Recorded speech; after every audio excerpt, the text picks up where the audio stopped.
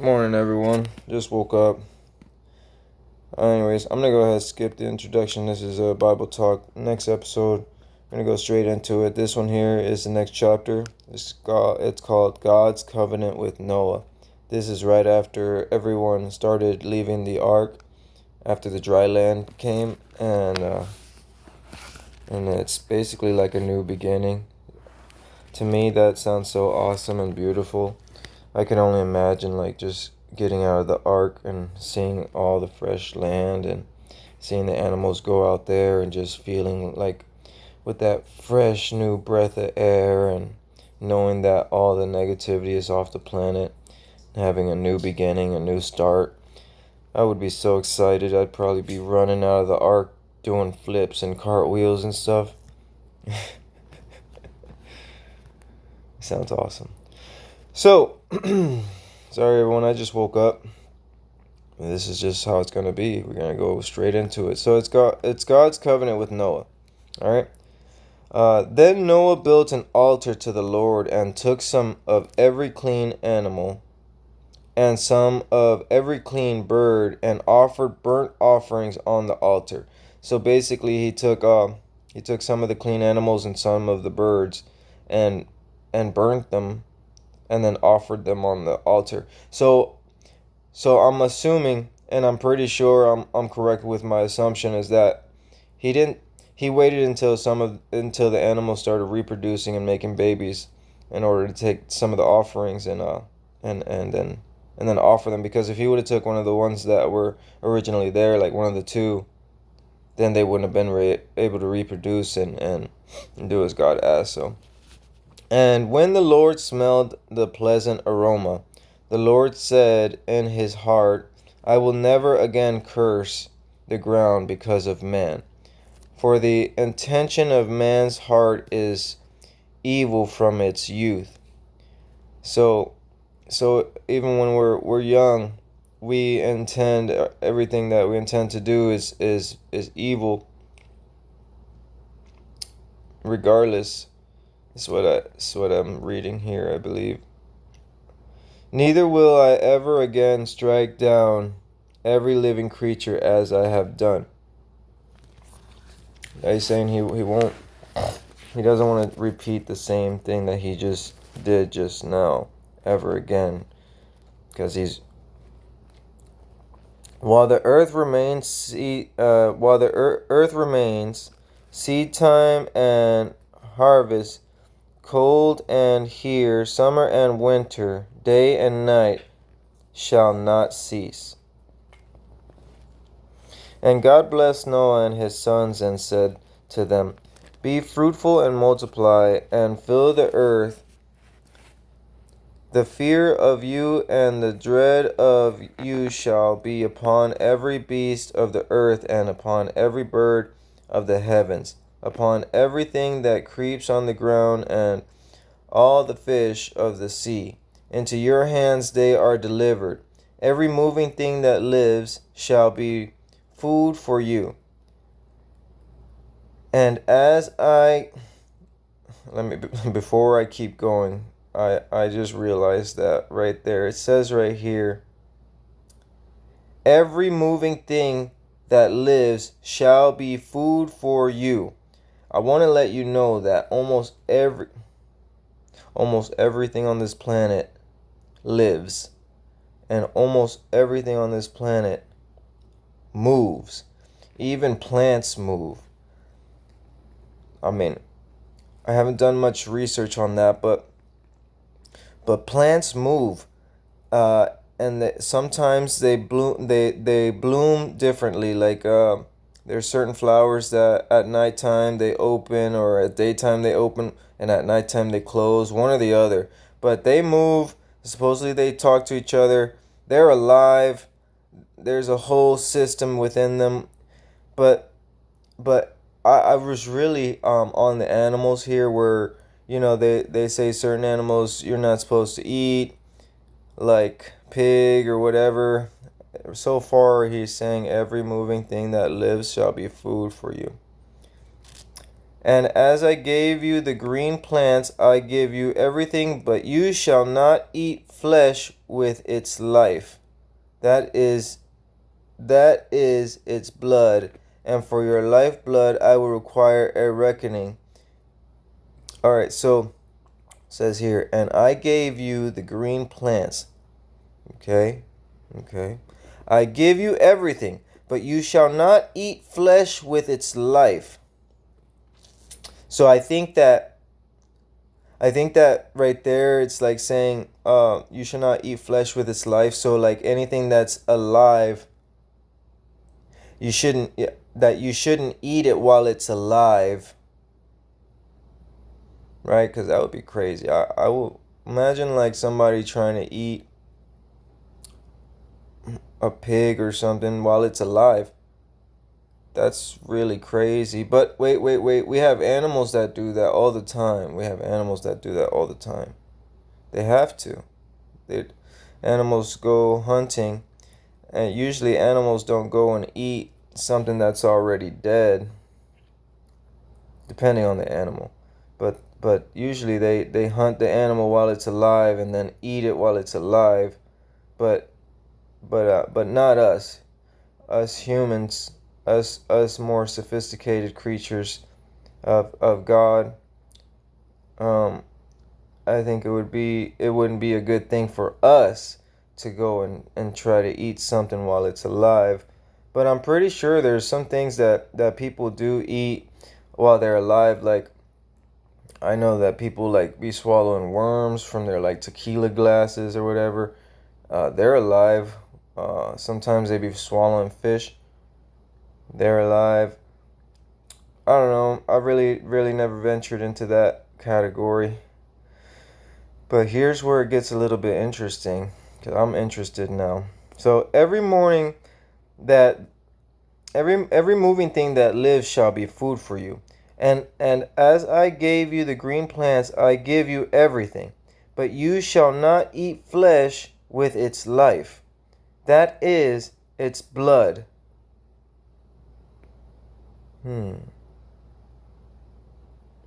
So I guess you shouldn't eat its blood.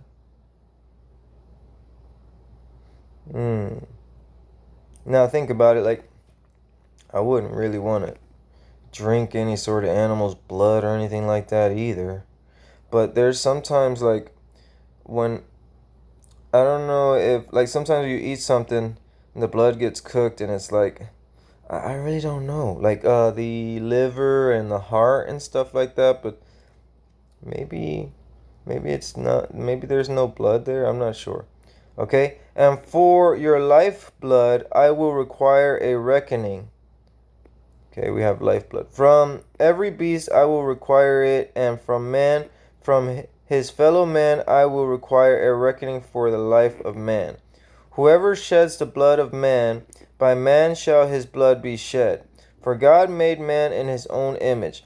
So basically it's saying here is that if you shed somebody's blood, it says that your blood shall be shed.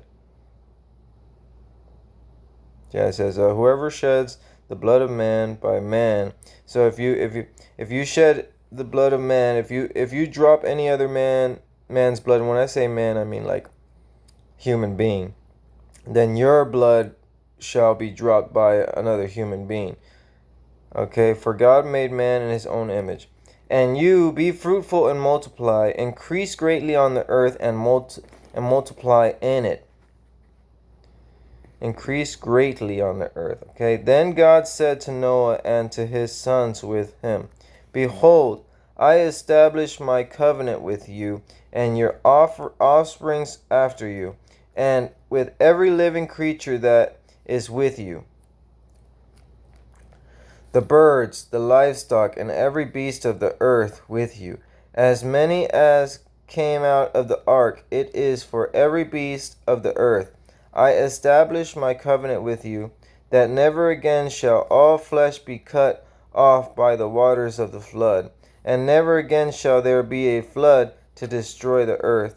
And God said, this is the sign of a covenant that I make between me and you and every living creature that is with you, for all future generations.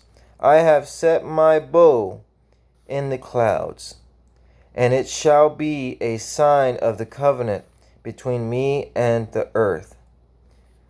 So his bow. When I bring clouds over the earth and the bow is seen in the clouds, I will remember my covenant that is between me and you and every living creature of all flesh, and the water shall never again become a flood to destroy all flesh. When the bow is in the clouds, I will see it and remember this everlasting covenant between God and every living creature of all flesh that is on the earth. God said to Noah, "This is the sign of the covenant that I have established between me and all flesh that is on the earth." So it doesn't say it here. It doesn't say rainbow. It just says bow. But we all come to understand that the rainbow is the sign of the covenant. So God says that every time he sees it, it reminds him. So God sees all the negative things that we do, all the things that we do against him, the abominations, sex changes, man on man, women on women, modifying your body, all that stuff that goes against God. And the sky reigns. The sky reigns sadness. But then appears the sign of the covenant, the bow. And he sees the bow and he remembers. He remembers his covenant that he established between all living things on the planet, that he won't destroy the world the way he did before.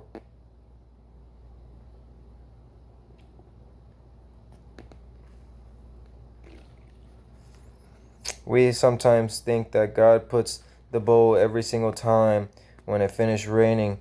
There's the rainbow because God just put it there to show that he's pleased with us and he's happy with us.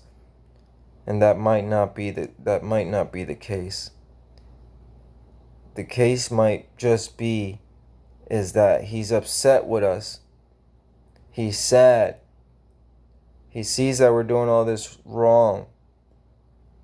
And after the storm comes the bow, because he already placed the bow in the sky. So the bow comes whenever it comes. It's just there. It's seen when it's seen. And he sees it every time after he has a sad moment. He sees it and he remembers, and it brightens his day. He changes his thought. He changes his mind patterns. Instead of focusing on all the negative, he remembers all the good. He remembers the promise he made with Noah, and he continues with us. Even though we disappoint him right in his face every day. The mercy.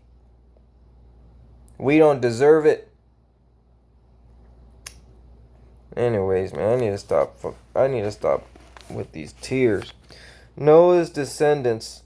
The sons of Noah who went forth from the ark were Shem, Ham, and Joseph. Okay, so these are the descendants of Noah. Ham was the father of Canaan.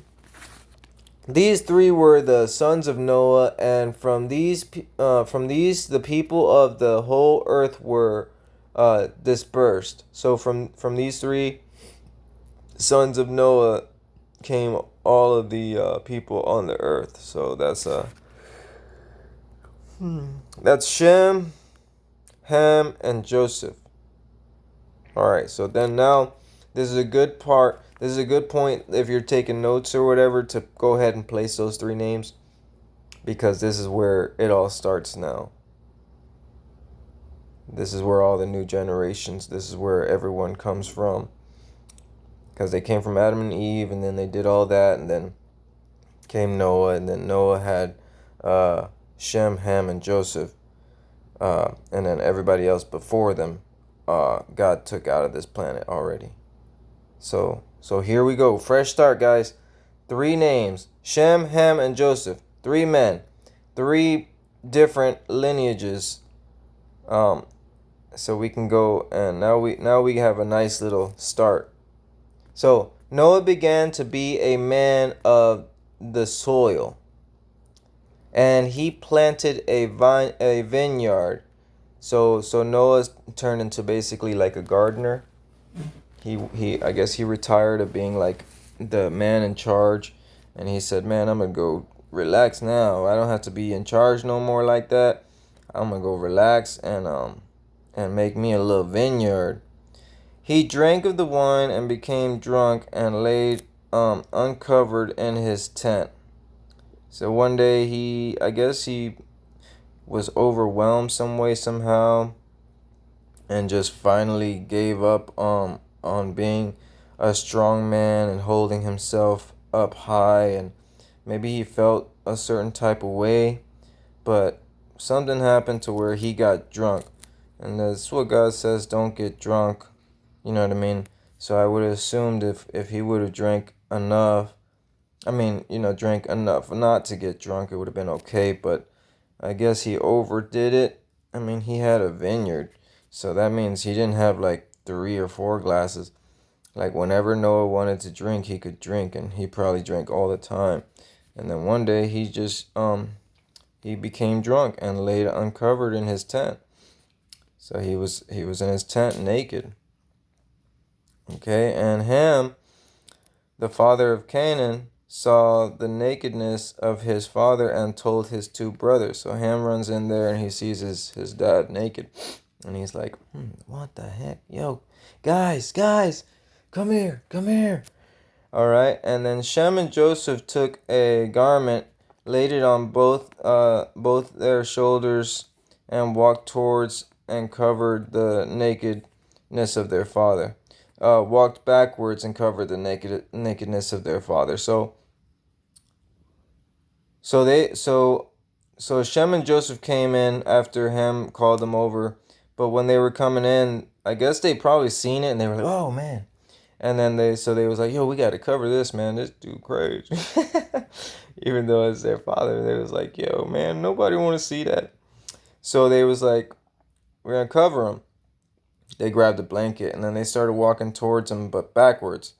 So, their faces were turned backwards, and they did not see their father's nakedness. When Noah awoke from his wine and knew that his youngest son had done to what his youngest son done to him, he said, "Cursed be Canaan. A servant of servants shall he be to his brothers." So it doesn't really explain what happened here and why Noah got so upset. I mean, if it was me and I was laying there naked after being drunk, and one of my sons came and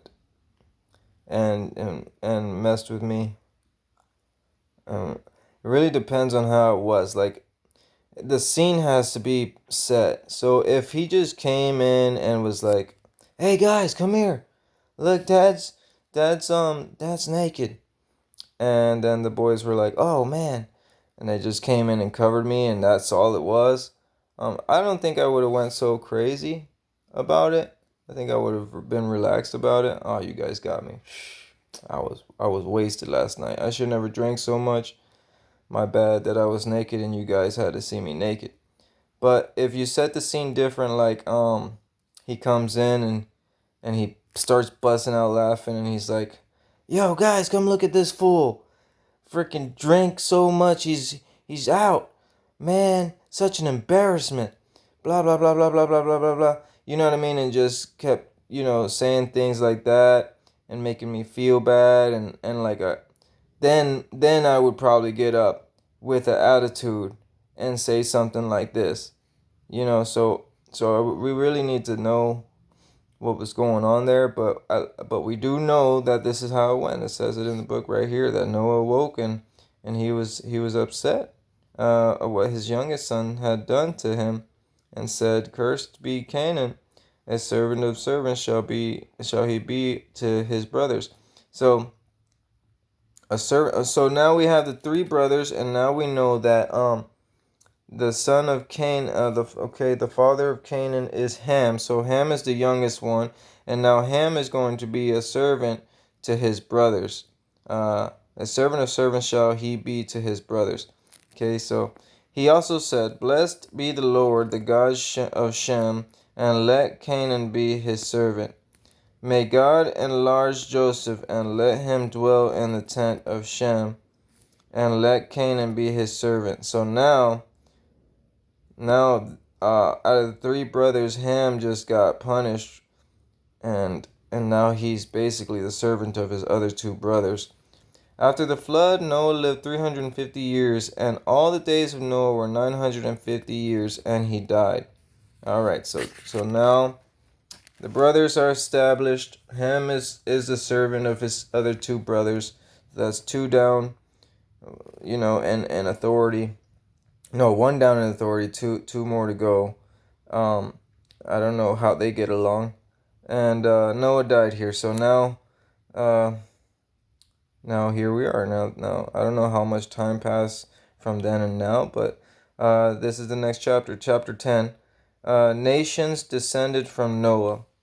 These are the generations of the sons of Noah: Shem, Ham, and Joseph. Sons were born to them after the flood. The sons of Joseph: Gomer, Magog, Madai, Javan, Tubal, Meshech, and Teres. The sons of Gomer. So here we go again, guys, with all these names, and this is where it really gets me, because I have a hard time with names.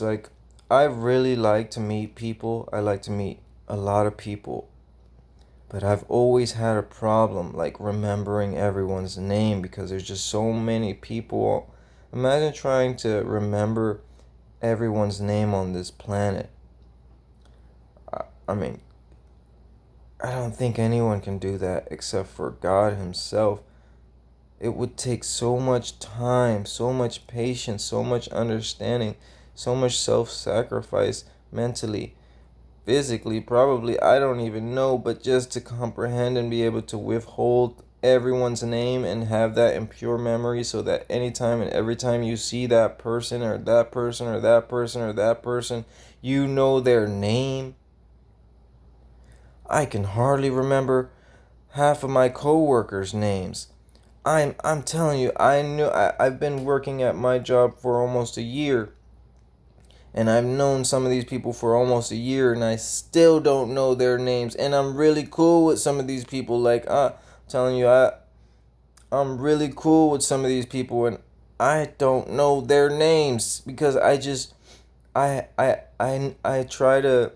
ask them their names. I ask everyone their names, and I hear their names. Sometimes I just have too much on me, too much in my head, that as soon as they give me their name, 5 to 10 seconds later, a minute to 2 minutes later, I done forgot their name. Guys, you can't blame me. Look at these names. Let me go again. The sons of Joseph: Gomer, Magog, Madai, Javan, Tubal, Meshech, and Teres. The sons of Gomer: Ashkenaz, Rephath, and Togarmah. The sons of Javan: Elisha, Tarshish, Kittim, and Dotanim. From these the coastland peoples spread in their lands, each with his own language, by their own clans in their nation.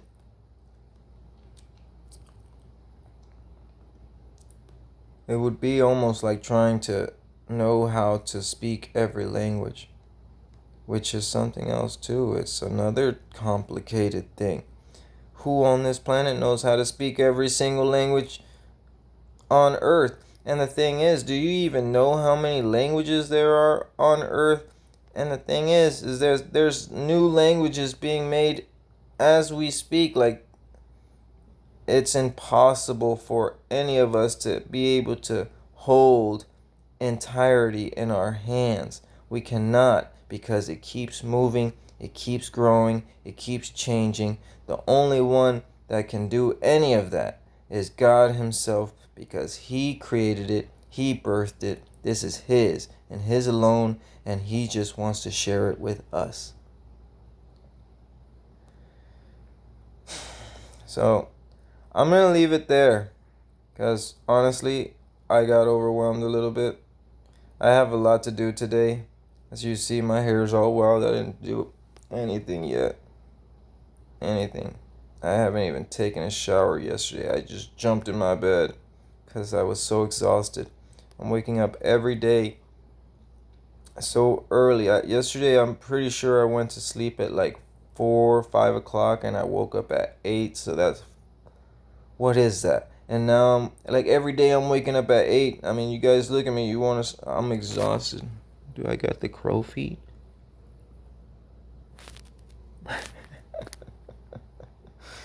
Well, anyways, guys, I love you guys.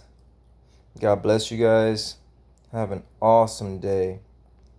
Miss Bright Light, Empress New Shoes here. We'll see you next time on Bible Talk. Peace out.